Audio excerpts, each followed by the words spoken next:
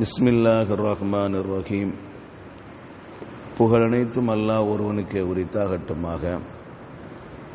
இறைவனின் சாந்தியும் சமாதானமும் கண்மணி நாயகம் ரசூலுல்லாஹி ஸல்லல்லாஹு அலைஹி வஸல்லம் அவர்கள் மீதும், அன்னாரை பின்பற்றி வாழ்ந்த சத்திய சஹாபாக்கள், தாபீன்கள், தபா தாபீன்கள், வலிமார்கள், நாதாக்கள், சுகதாக்கள், நம்மவர்கள், நம் குடும்பத்தினர்கள் அனைவர்கள் மீதும் என்றென்றும் குன்றாமல் குறையாமல் நின்று நிலவட்டுமாக. قال الله سبحانه وتعالى في القرآن العظيم: أعوذ بالله من الشيطان الرجيم بسم الله الرحمن الرحيم ذلك ومن يعظم حرمات الله فهو خير له عند ربه أحلت لكم الأنعام إلا ما يتلى عليكم فاجتنبوا الرجس من الأوثان واجتنبوا قول الزور صدق الله العلي العظيم. இதுவே ஹஜ்ஜின் வழிபாட்டு முறையாகும். யார் அல்லாஹ்வின் தடைகளை மதித்து நடக்கிறாரோ அவருக்கு அது அவர் தம் இறைவனிடம் சிறந்ததாகும். உங்களுக்கு தடை செய்யப்பட்டவை என சொல்லப்பட இருக்கின்றவை தவிர மற்ற கால்நடைகளின் இறைச்சிகள் உங்களுக்கு அனுமதிக்கப்பட்டுள்ளன. சிலைகள் எனும் அசுத்தத்திலிருந்து நீங்கள் விலகிவிடுங்கள், பொய்யுரைப்பதிலிருந்தும் விலகிவிடுங்கள் என்று அல்லாஹு தஆலா இந்த வசனத்திலே சொல்லித் தருகிறான். இந்த வசனத்தில் ஆரம்பத்தில் அல்லாஹ் சொல்லுவான், இதுவே ஹஜ்ஜின் வழிபாட்டு முறை என்று அல்லாஹ் சொல்கிறான். இதுக்கு முதல்ல நம்ம பார்த்தோம், தவாஃபு செய்கிறது, அதுமாதிரி கால்நடை அறுத்து சாப்பிடுவது, உண்ண கொடுக்கிறது என்பதெல்லாம் அல்லாஹ் தஆலா இதுக்கு முந்தைய ஆயத்தில் பேசினான். அதைத்தான் சொல்லுகிறான். இதுவே ஹஜ்ஜின் வழிபாட்டு முறை. யார் அல்லாஹ்வின் தடைகளை மதித்து நடக்கிறாரோ அவருக்கு அவர் தம் இறைவனிடம் சிறந்ததாக இருக்கும் என்று அல்லாஹ் சொல்றான். அல்லாஹ் என்ன தடையை நமக்கு தடை வச்சிருக்கானோ அந்த தடையை நம்ம மதிச்சு வாழணும். وَمَن يَعْصِ اللَّهَ وَرَسُولَهُ وَيَتَعَدَّ حُدُودَهُ يُدْخِلْهُ نَارًا خَالِدًا فِيهَا وَلَهُ عَذَابٌ مُهِينٌ. அல்லாஹ் சொல்றான், யாரு அல்லாஹ்வுக்கும் அவன் ரசூலுக்கும் மாற்றம் புரிகிறார்களோ, وَيَتَعَدَّ حُدُودَهُ அல்லாஹ் ஏற்படுத்தின தடையை யார் தாண்டுகிறாரோ, வரம்பு மீறுகிறார்களோ, யுதுகில்ஹு நாரன் அல்லாஹ் அவரை நரகத்தில் புகுத்தி விடுவான். ஹாலிதன் ஃபீஹா அந்த நரகத்தில் நிரந்தரமாய் இருப்பார். வலகு அதாபு முஹீன் அவருக்கு நோவினை தரக்கூடிய, இழிவு தரக்கூடிய வேதனை இருக்குது என்று அல்லாஹ் தஆலா சொல்லி தருகிறான். அப்ப எது நமக்கு தடையோ அந்த தடையின் பக்கம் நம்ம என்ன செய்யக்கூடாது, தலை வச்சு கூட பார்க்க கூடாது. அல்லாஹ் எதையெல்லாம் நமக்கு ஹராமாக்கி இருக்கிறானோ அந்த ஹராமை எல்லாம் தவிர்த்து கொள்ள வேண்டும். அதான் ஒரு மனிதர் இன்னொரு மனிதர்கிட்ட போய் கேட்டார். ஒரு மிகப்பெரிய ஒரு ஷேக், அந்த ஷேக்கிட்ட ஒருவர் போய் கேட்டார், அதாவது நீங்க எனக்கு 2 திர்கம் தரணும், அந்த 2 திர்கத்தை எனக்கு நீங்க தரணும் தாங்கன்னு கேட்கிறாரு. அப்போ சபையில் வச்சு கேட்குறாங்க, ஒரு ஷேக்கிட்ட ஒரு சாதாரண மனிதர் போய் கேட்குறாரு, எனக்கு 2 திர்கத்தை நீங்கள் தரணும், நீங்கள் தாங்கன்னு கேட்குறாரு. அப்போ 4 பேருக்கு மத்தியில் ஒருத்தர் கேட்டாருன்னா எப்படி இருக்கும் நமக்கு? என்ன இவ மான மரியாதைலாம் போச்சு, டக்குன்னு தூக்கி எடுத்து கையில் கொடுத்துருவோம்ல.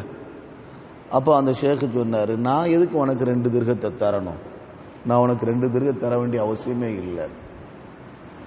மறுபடியும் கேட்குறேன், எனக்கு நீங்கள் 2 திர்கத்தை தரணும், அந்த 2 திர்கத்தை தாங்க, என்கிட்ட நீங்கள் கடனாக வாங்கியிருக்கீங்க, அந்த 2 திர்கத்தை தாங்க அப்படின்னு. இல்லைப்பா நான் உனக்கு தர வேண்டியது இல்லை, நான் தர முடியாது அப்படின்னு மீண்டும் மீண்டும் வலியுறுத்தவே இவங்களும் மீண்டும் மீண்டும் சொல்கிறாங்க, தர முடியாது, நான் உன்கிட்ட வாங்கவே இல்லை அப்படின்னு. அப்போ கூடியிருந்தவங்களாம் சொல்கிறாங்க, 2 திர்கம் தானே, ஒரு 2 திர்கம் தானே, கொடுத்துட்டு போயிட வேண்டியதானே, அது ஏன் நீங்கள் இவ்வளோ வலுக்கட்டா நீங்கள் முடியாது இருக்கிறீங்க? இத்தனைவருக்கு மத்தியில் உங்களுடைய மான மரியாதை வாங்குறாருல்ல, இத்தனைவருக்கு மத்தியாக உங்களுடைய மரியாதை சீர்குலைக்கும் விதமாக அவர் கேட்டுக்கிட்டே இருக்கிறாரு, நீங்களும் முடியாதுங்கிறீங்க, எடுத்து கொடுத்துட்டு போயிட வேண்டியதானே, 2 திர்கம் தானே, போனா அப்போ தர்மம் செஞ்ச மாதிரி போயிட வேண்டியதானே, கொடுத்துட வேண்டியதானே நீங்கள்? இல்லை, அவர் ஹராம கேட்கிறாரு, என்கிட்ட 2 தான் தர்த்ததும் இல்லை, நான் எப்படி கொடுப்பேன்? இப்போ நான் கொடுத்தோம்னா அது ஹராமா மாறிடுச்சு. எல்லாருக்கும் மத்தியில் அவர் கேட்கிறார் நினைச்சிட்டு அந்த 2 திர்கத்தை நான் எடுத்து கொடுத்தோம் சொன்னா அது அவர் சாப்பிடுறது ஹராமா மாறுது. அந்த ஹராமுக்கு நான் உடந்தையாக இருக்க முடியாது. என்னுடைய மான மரியாதை போனாலும் பரவாயில்ல, அவர் அதை சாப்பிட்டுட்டு அவர் நரகத்துக்கு போறது நான் விரும்பல, அதனால நான் கொடுக்க முடியாதுங்கிறாங்க. அருமையானவர்களை, தடை ஏதோ அந்த தடையின் பக்கம் தலை வைத்து கூட படுக்க கூடாது. யாரு ஹராமான ஒன்றை செய்கிறார்களோ அல்லாஹ் தஆலா அவருடைய துஆக்களை கபூல் செய்ய மாட்டான். யாரு ஹராமான ஒன்றை செய்கிறார்களோ அதன் மூலமா அல்லாஹ் தஆலா அவருடைய அமல்களை ஏற்றுக்கொள்ள மாட்டான். சையதுனா முஹிதீன் அப்துல் கார் ஜெயிலானி ரஹ்மத்துல்லாஹி அலைஹி அவர் சொல்லுவாங்க, நமக்கெல்லாம் மிகப்பெரிய ஒரு பாடம். ஒரு டம்ளர் பால் தாங்க, ஒரு டம்ளர் பாலில் ஒரு சொட்டு விஷம் கலந்தா அது என்ன ஆகும்? உயிருக்கு ஆபத்து தானே, உயிருக்கு ஆபத்தா இல்லையா? அதே மாதிரிதான் 99 ரூபாய் அவனுடைய ஹலாலான சம்பாத்தியம், ₹1 அவனுடைய இது ஹராமான வந்துச்சுன்னு சொன்னா அந்த 99 ரூபாய் அழித்து விடும் இந்த ₹1 ஹராமான ரூபாய். அவனுடைய ஆடை வாங்கியிருக்கிறான், 99 ரூபாய் ஹலாலான சம்பாத்தியத்தில் ஆடை வாங்கியிருக்கிறான். ₹1 ஹராமான முறையில் வந்ததை அதை சேர்த்து 100 ரூபாய்க்கு அவன் ஆடை வாங்கினான்னு சொன்னா இதை உடுத்து தொழுவது அவனுக்கு தொழுகை ஏற்றுக்கொள்ளப்படாது. இதை உடுத்து தொழுந்த ஹராமான ஆடை மூலமாக அவன் தொழுகிற பொழுது அந்த தொழுகை ஏற்றுக்கொள்ளப்படாது. அப்ப எது தடுக்கப்பட்டது அந்த தடுக்கப்பட்டதை நான் தவிர்த்து கொள்ள வேண்டும். நேற்று தினம் சொன்னமா இல்லைங்களா, பொது சொத்துல கை வைக்கிறது, வக்ஃபு சொத்துல கை வைக்கிற சம்பந்தமாக கண்மணி முத்து முகமது ஸல்லல்லாஹு அலைஹி வஸல்லம் அவங்களத்துல ஒரு ஜனாசா வருது. ஒரு யுத்தத்துல கலந்து கொண்ட நேரத்தில் அங்க ஒரு ஜனாசா, ஷஹீதாக்கப்பட்ட ஜனாசா, அந்த ஜனாசா முன்னால கொண்டு நிப்பாட்டப்படுகிறது. சஹாபாக்கள்லாம் சொல்றாங்க, யார சொல்லலாம், அந்த ஜனாசா எப்பேற்பட்ட ஜனாசா தெரியுமா? இந்த ஜனாசா எப்பேற்பட்ட ஜனாசா தெரியுமா யார சொல்லலாம்? அல்லாஹ்வுடைய மார்க்கத்துக்காக வேண்டி வாளேந்தி போய், அல்லாஹ்வுடைய மார்க்கத்துக்காண்டி வாளேந்தி போய் எதிரியுடைய வாளுக்கு இரையாகி ஷஹீதாக்கப்பட்ட ஜனாசா யார சொல்லலாம். இந்த ஜனாசாக்கு நீங்க தொலை வைக்க போறீங்க அப்படின்னு சஹாபாக்கள் சொன்ன நேரத்தில் இந்த ஜனாசாக்கு நான் தொலை வைக்க முடியாது, அது ஹராம், நரகத்தில் இருக்கிட்டாங்களாம். சுப்ஹானல்லாஹ். இந்த ஜனாசா நரகத்தில் இருக்கு, நான் தொலை வைக்க முடியாது. என்ன யார சொல்ல நரகத்தில் இருக்குன்னு சொல்றீங்க? அது நரகத்தில் இருக்கு. அப்ப சஹாபாக்கள் ஆச்சரியப்பட்டாங்க, தொலை வைக்க முடியாது ரசூலுல்லாஹ் சொல்றாங்க. சன்மார்க்க போருக்கு போயிட்டு அந்த போர்ல உயிர் தியாகம் செய்த ஒரு தோழருக்கு, ஒரு மனிதருக்கு ரசூலுல்லாஹ் தொலை வைக்க முடியாது, இந்த ஜனாசா நரகத்தில் இருக்கு அப்படின்னு சொன்னாங்கன்னு சொன்னா எவ்வளவு பெரிய ஒரு கை சேதம். அல்லாஹ் சொல்றானா இல்லையா, இன்ன ஸலாத்தக ஸகனுல் லஹும், நபியே நீங்க எந்த ஜனாசாக்கு தொலை வச்சீங்களோ அந்த ஜனாசா நிம்மதி பெற்றிருக்கும், அந்த ஜனாசா நிம்மதி பெற்றுவிடும் அப்படின்னு அல்லாஹ் தஆலா சொல்றான். ஆனா இங்க இந்த அந்த மனிதருக்கு ரசூலுல்லாஹ் தொலை வைக்க முடியாது, போயிட்டு வாங்க அப்படின்ட்டாங்க. அப்ப சஹாபாக்கள்லாம் ஏதாவது ஒன்று இருக்கும், ஏதாவது ஒன்று இருக்கும். ரசூலுல்லாஹ் சொன்னா சும்மா சொல்ல முடியாது இல்ல. அவர் கொண்டு வந்த அந்த பொருள் எல்லாம் பிரிச்சு பார்க்கும்போது 2 திர்ஹம் கூட பெருமானம் இல்லாத ஒரு தங்க ஆபரணம், ஒரு முட்டு இருக்குமா இல்லைங்களா, அவ்வளவுதானே. ஒரு 2 திர்ஹம் கூட பெருமானம் இல்லாத ஒரு தங்க யூர ஆபரணம், ஒரு யூதனுடைய ஆபரணத்தை, ஒரு தங்க நாணயத்தை, ஒரு தங்க ஒரு கம்மலையோ ஒரு நகையோ எடுத்து வச்சிருக்கிறாங்க. அது பைத்துல் மால்ல உள்ளது. பங்கு வைக்கிறதுக்கு முன்னாடி எடுத்து மாட்டிக்கிட்டாங்க, அது பைக்குள்ள வச்சுட்டாங்க. இது ரசூலுக்கு தெரிஞ்சு. ஒரு 2 திர்ஹத்துக்கு பெருமானம் இல்லாத ஒரு ஹராமான பொருளை வச்சிருந்த காரணத்தினால ரசூலுல்லாஹ் தொலை வைக்க முடியாது என்று சொல்லி தடுத்து விட்டார் என்று சொன்னா, அருமையானவர்கள், ஹராம் எந்த அடிப்படையில் வந்தாலும் சரி, அது பெருசா இருந்தாலும் சரி சிறுசா இருந்தாலும் சரி, ஹராமு தான். ஒத்த பைசாவா இருந்தாலும் சரி, 1 கோடி ரூபாவா இருந்தாலும் சரி, அது ஹராமு தான். அது ஒரு பைசா கீழே கிடக்குது, ஒரு 10 ரூபாய் கிடக்குதாலும் சரி, 100 ரூபாய் கிடந்தாலும் சரி, அது நரகத்தினுடைய எரிபொருள், அது நரகத்தினுடைய நெருப்பு கங்கு. அதை தொட்டவே கூடாது, அது தொற்றக்கூடாது. நமக்கு சொந்தமானது அல்ல, அது நமக்கு தகுமானது அல்ல, அது தொட்டு விடக்கூடாது. ஹராம் எந்த அடிப்படையில் வந்தாலும் அது ஹராம் தான். அந்த ஹராமை நாம் தவிர்த்து கொள்ள வேண்டும். அதைத்தான் அல்லாஹ் தஆலா இங்கே சொல்கிறான், யார் அல்லாஹ்வின் தடைகளை மதித்து நடக்கிறாரோ அவருக்கு அவர் தம் இறைவனிடம் சிறந்ததாக இருக்கும். உங்களுக்கு தடை செய்யப்பட்டவை என சொல்லப்படுகின்ற இருக்கின்ற தவிர மற்ற கால்நடை இறைச்சிகள் உங்களுக்கு அனுமதிக்கப்பட்டுள்ளன. பின்னால எதெல்லாம் ஹராம்னு அல்லாஹ் தஆலா சொல்லுவான், எது ஹலால்னு சொல்லுவான், அதை தாண்டி வேற எதுவும் சாப்பிடக்கூடாது. இன்னைக்கு பாருங்க, ஹராமா இது ஹலாலான முறையில் அறுக்கப்பட்டிருக்கா, அது ஹராமான முறையில் அறுக்கப்பட்டிருக்கா, எதுவுமே தெரியாம கடையில உட்கார்ந்து மொத்தம் உட்காந்து சாப்பிடுறது. எந்த கடையில போனாலும் உட்கார்ந்து சாப்பிடுறது.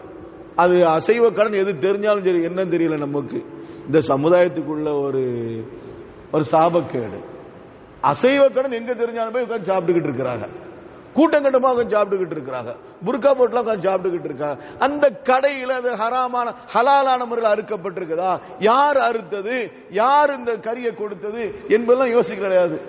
நான் நான்வெஜ்ஜா உட்காந்து அடிச்சு சாப்பிட வேண்டியதுதான். அருமையானவர்கள், ஈமானை பாதித்து விடும். ஹராமானதை சாப்பிடுகின்ற பொழுது ஈமானை பாதித்து விடும். தவிர்த்து கொள்ள வேண்டும். வெளியூருக்கு பயணம் போறோம், நம்மள வெளியூருக்கு பயணம் போனோம்னா என்ன செய்யக்கூடாது, ஹராமான அந்த அசைவ உணவை சாப்பிடாதீங்க, தவிர்த்து கொள்ளுங்கள். வெளியே போய் சாப்பிட தவிர்த்து கொள்ளுங்கள். நமக்கு தெரியும் இது ஹலாலான கடை, இது ஒரு தான் அறுக்கிறாங்க, களிமா சொன்னவர் தான் அறுக்கிறாரு அப்படின்னு தெரிஞ்சாதான் சாப்பிடணும். நிறைய பேர் சொல்லுவாங்க 100% ஹலால்ன்ட்டு. ஹலால் என்ன 100%, 200%? ஹலால் என்ன 100%, 200%? அப்படி போட்டு இருக்கிறத நம்ம தவிர்த்து கொள்ள வேண்டும். அந்த மாதிரி கடைகளுக்கு போகாதீங்க, சாப்பிடாதீங்க. ஒரு முசல்மானுடைய கடை, ஒரு மூமினுடைய கடை உங்களுக்கு நல்லா தெரிஞ்சிச்சுன்னா, இங்க இருந்து ஹலாலான முறையில் ஒரு மூமின் தான் இருக்கிறாரு, மூமினை வச்சு நடத்துறாரு அப்படின்னு உங்களுக்கு தெரிஞ்ச அந்த கடையில் போய் சாப்பிடலாம். அதை தாண்டி மற்ற கடையில் போய் அசைவ உணவை சாப்பிடுவதை தவிர்த்து கொள்ளுங்கள், முற்றிலும் தவிர்த்து கொள்ளுங்கள். அதைத்தான் அல்லாஹ்தாலா சொல்றான். அல்லாஹ் எதை தடை விதித்திருக்கோ அதை நீங்கள் மதித்து நடங்கள். உங்களுக்கு தடை செய்யப்பட இருக்கின்றன, சொல்லப்பட இருக்கின்றனவை தவிர மற்ற கால்நடை இறைச்சிகளை உங்களுக்கு அனுமதிக்கப்பட்டுள்ளன என்று அல்லாஹ்தாலா சொல்லி தருகிறான். ஆக இந்த ஆயத்தை நமக்கு சொல்லி தருகின்ற பாடம் என்ன தெரியுமா? ஹராமை தவிர்த்து கொள்ள வேண்டும், ஹலாலை நம்முடைய வாழ்க்கையில் எடுத்துக்கொள்ள வேண்டும். இந்த ஒரு மேலான பாடத்தை தான் இந்த ஆயத்தை நமக்கு சொல்லித் தருகிறது. அல்லாஹ் ரப்புல் ஆலமீன் நம் அனைவருக்கும் கிருபை செய்வானாக. கேட்டபடி அமல் செய்ய நசீபை நம் அனைவருக்கும் தந்தல் புரிவானாக. வாஹிரு தவானா அனில் ஹம்துலில்லாஹி ரப்பில் ஆலமீன். சுப்ஹானல்லாஹி வ பிஹம்திஹி அதத ஹல்கிஹி வ ரிலா நஃப்ஸிஹி வ ஸினத் அர்ஷிஹி வ மிதாத கலிமாத்திஹி. சுப்ஹானல்லாஹி வ பிஹம்திஹி அதத ஹல்கிஹி வ ரிலா நஃப்ஸிஹி வ ஸினத் அர்ஷிஹி வ மிதாத கலிமாத்திஹி. சுப்ஹானல்லாஹி வ பிஹம்திஹி அதத ஹல்கிஹி வ ரிலா நஃப்ஸிஹி வ ஸினத் அர்ஷிஹி வ மிதாத கலிமாத்திஹி. ஸல்லல்லாஹு அலா முஹம்மதின் ஸல்லல்லாஹு அலைஹி வஸல்லம். ஸல்லல்லாஹு அலா முஹம்மதின் ஸல்லல்லாஹு அலைஹி வஸல்லம். ஸல்லல்லாஹு அலா முஹம்மதின் யா ரப்பி ஸல்லி அலைஹி வஸல்லிம். அஸ்ஸலாமு அலைக்கும் வரஹ்மத்துல்லாஹி தஆலா வபரகாத்துஹு.